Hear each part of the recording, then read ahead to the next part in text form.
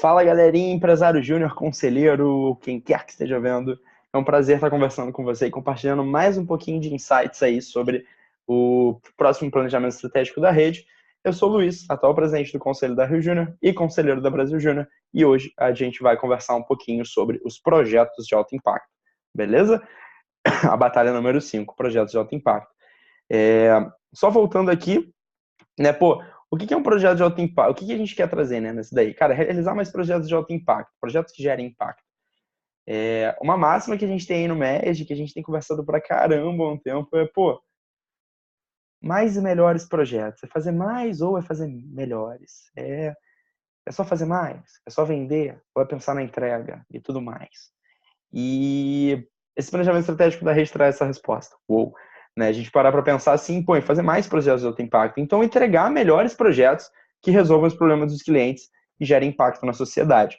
E aí, pô, fazendo um paralelo com a batalha antes, né, que fala um pouquinho de líderes que fazem, né, que a gente tem a meta de projetos lá. Vocês lembram que eu falei um pouquinho, compartilhei insight de, pô, continuar vendendo, não é mais ou não sei o quê. Tipo, tem que tomar muito cuidado com as coisas. É isso, né? Pô, é mais projetos de alto impacto. Então, tá vendendo mais, tá entregando mais, tá fazendo mais. Só puxando isso aqui antes da gente começar a conversar, porque eu acho muito importante a gente entrar com essa ótica na discussão, tá bom?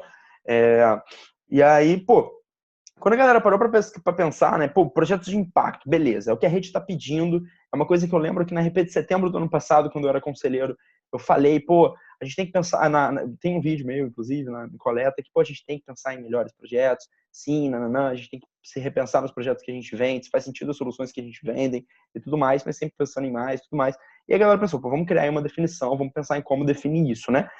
E aí umas coisas muito legais, né? Cara, como que a gente mede o impacto de um projeto? Essa foi a primeira coisa, né, que a galera... Foi a pergunta drive, né, do negócio. Pô, se a gente quer fazer mais projetos de alto impacto, a gente precisa entender o que é um projeto de impacto. E vamos pensar, né, tipo, pô, um projeto de impacto é um projeto que a gente faz para alguém. E quando a gente faz um projeto para um cliente, né, e aí, pô, se a gente der uma lida ali embaixo, tá falando que resolvam os problemas de cliente e gera impacto na sociedade. Para a gente saber se um projeto gera impacto num cliente, é precisa perguntar para ele. Gera impacto para você.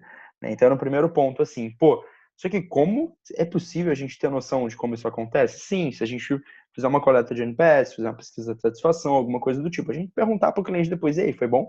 Já é um começo, né? E a gente parou para pensar, pô, faz sentido a gente colocar na estratégia da rede alguma coisa assim com esse sentido. Pô, a percepção de valor que o cliente teve sobre o nosso projeto. Mas não só isso, né, cara? O projeto de impacto também é o quanto a gente se sente impactado por ele, né? O quanto a gente vê que ele gerou impacto. Então, pô, quando a gente perguntou para a rede, numa das últimas coletas, não sei se vocês lembram que eu compartilhei com vocês, pedi para vocês responderem, né? E não teve engajamento muito legal. Tipo, cara, 28% das EJs falaram que realizam projetos de impacto. 28% das EJs, sabe? E, pô, isso é um dado muito louco, né? A gente para pensar que, cara, irado que a gente trouxe muito projeto para a rede, que bom que a gente fez isso, mas, pô, daqui para frente a gente também quer vender projeto de impacto, a gente reconhece que a gente não está fazendo ainda. Mas ainda assim, a gente reconhece que projetos de impacto são projetos que têm foco no cliente, né? Então, são projetos que, de fato, resolvem o problema de alguém, que são voltados para a solução que a gente entrega, que não são voltados para a gente estar realizando um projeto, para a gente estar só vendendo. Projetos de impacto são projetos que trazem inovação. Então, pô, são projetos que ensinam o mercado, que trazem um negócio novo, né? Pô, a gente viu alguns cases aí no Ened muito sobre isso, que são muito legais da gente parar para pensar nisso. São projetos que trazem alguma coisa diferente, são projetos que inovam, que trazem soluções que o mercado ainda não viu, por exemplo.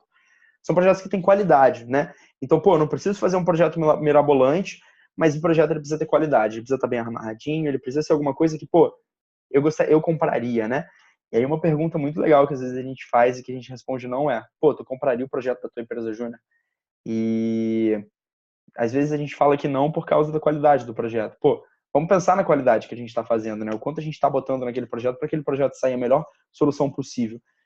E um projeto de impacto é um projeto inovador, né? Então significa que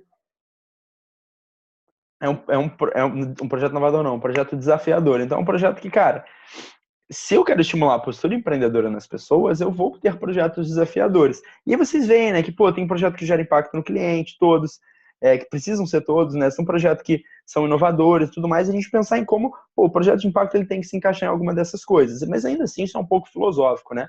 E é muito legal a gente ter essa autorreflexão, se nossos projetos estão sendo de qualidade, tudo mais, se eles estão sendo inovadores, é muito legal. Mas a gente pensa, pô, será que existe algum conceito aí no mundo que a gente poderia aproveitar para a gente conseguir trazer um pouco mais para a realidade isso, né?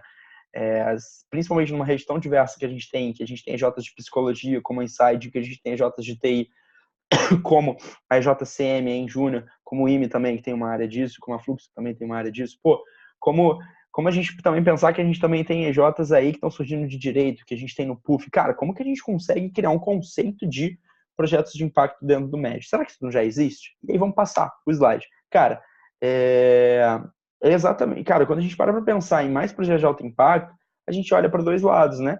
É a percepção de valor dos clientes e é o número de projetos de alto impacto. E, pô, como que a gente vê se um projeto foi de alto impacto, por exemplo, é a gente encaixando o movimento Empresa Júnior na Agenda 2030, a gente entendendo que existem objetivos de desenvolvimento sustentável e que se os projetos das EJs minimamente atacarem um desses indicadores que tem dentro desses 17, indicador pra caramba, super recomendo a leitura, é muito legal. Se a gente estiver impactando minimamente isso aí, o nosso projeto está sendo de impacto, sabe? E aí, pô, vamos olhar para a ótica, né? Primeiro, pô, o que a gente estava conversando até agora foi, pô, a gente precisa entender se o nosso cliente está vendo que tem valor aquilo que a gente está entregando para ele. Então, é a percepção de valor dos clientes. Mas a gente também tem o lado nosso, né? O quanto mesmo a gente reconhece, o quanto a gente vê, o quanto a gente consegue medir, o quanto a gente consegue olhar se um projeto nosso ele está sendo, se um projeto nosso está sendo de impacto, né? E aí, na percepção de valor dos clientes, pô, é o NPS, é o Net Promoter Score, que a gente conhece muito bem, às vezes a gente ainda não entende como aplicar muito bem, mas, pô, esse pé da rede ele veio com isso também pra gente olhar isso. Eu lembro que eu fui assessor de suporte ano passado e eu auditei exatamente NPS no Prêmio Rio Júnior, na época, e, cara, o número de Js que não olhava para isso era bizarro, sabe? Pô, como que a gente tem coragem de discutir mais melhores projetos se a gente nunca perguntou para o nosso cliente se o nosso projeto foi bom, sabe?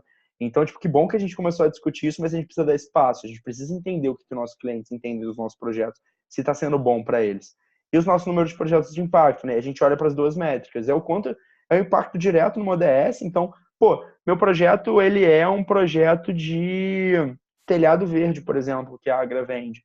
Cara, será que lá, num dos Objetivos de Desenvolvimento Sustentável, não tem alguma coisa sobre isso? Ou o meu projeto é um empreendedor que vai trabalhar com educação em escolas. Lá em educação de qualidade, que tem um ODS sobre isso, cara, será que tem alguma coisa ali que eu posso dizer que meu projeto teve um impacto no ODS? Pô, que maneiro a gente entender que a gente está gerando impacto numa agenda que muitos países do mundo estão acompanhando, que é uma agenda da ONU, né? E a gente está se posicionando em movimento enquanto isso.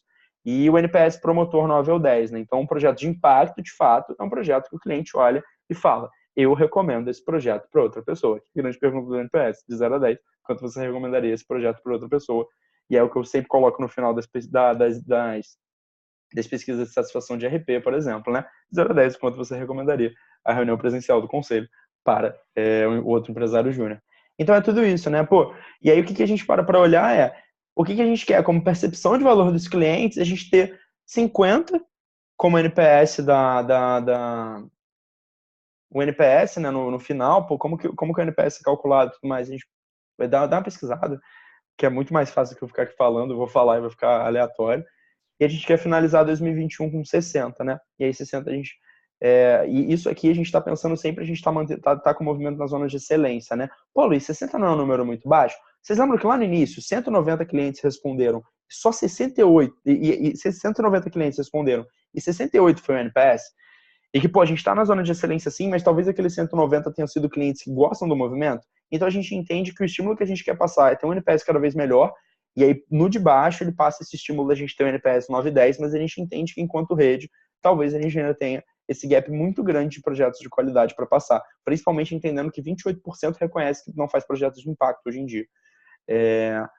E a métrica de número de projetos de alto impacto, a gente quer ter aí 16.200 projetos de alto impacto no final de 2019 e 48 mil projetos de impacto no final de 2021. Projetos que impactem ODS e que tenham NPS 9 e 10, ou seja, projetos que impactem alguma coisa do Objetivo de Desenvolvimento Sustentável da ONU e, além disso, seriam recomendados pelos clientes, seriam de fato recomendados pelos clientes, né? Então, é aquele projeto que está gerando impacto e tem uma percepção de valor boa para o cliente, é de fato um projeto de alto impacto.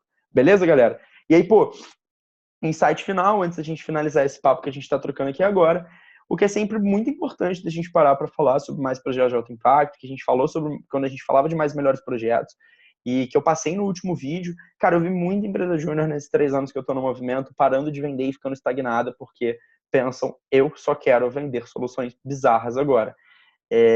O ter projetos de impacto, vocês viram que não tem nada aí falando vender projeto mais caro, não tem nada desse tipo. Cara, é um projeto que gera impacto no ODS e que entrega valor para o cliente. Pô, se os projetos que tu vende hoje não fazem isso, beleza. Comece a pensar em como diversificar a sua carta de serviço e evoluir sua carta de serviço para chegar lá. Mas não para de vender do nada, tá? É assim, é um estímulo que mais uma vez, isso não está aí dentro da estratégia da rede, mas é um insight que eu quero compartilhar. Por quê?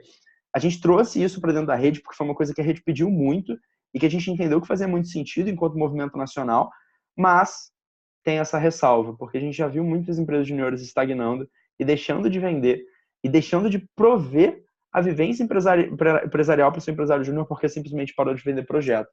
Então entendam isso, que mais projetos de impacto, quando a gente está aqui na batalha, mais projetos de impacto, a gente está fazendo mais. E que esses mais sejam projetos de impacto, né? Independente do preço, independente de qualquer coisa. São projetos que geram valor para o cliente, resolve o problema do cliente que gera algum impacto na sociedade, independente do tamanho dele. Beleza? E aí é tudo isso que eu queria compartilhar com vocês. Lembrando só, né, para a gente amarrar.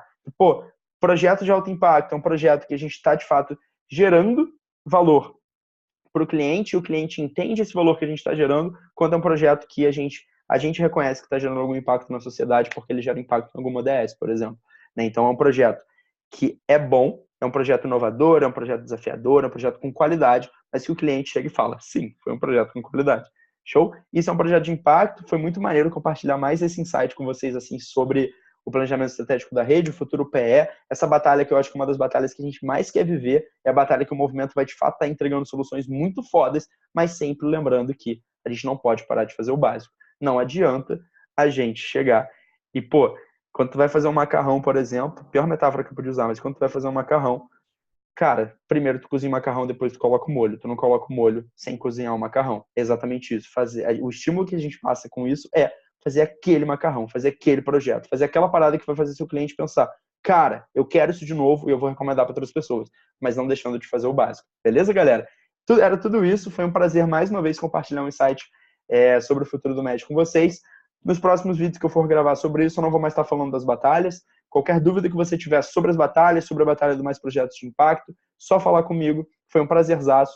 Mais uma vez, grande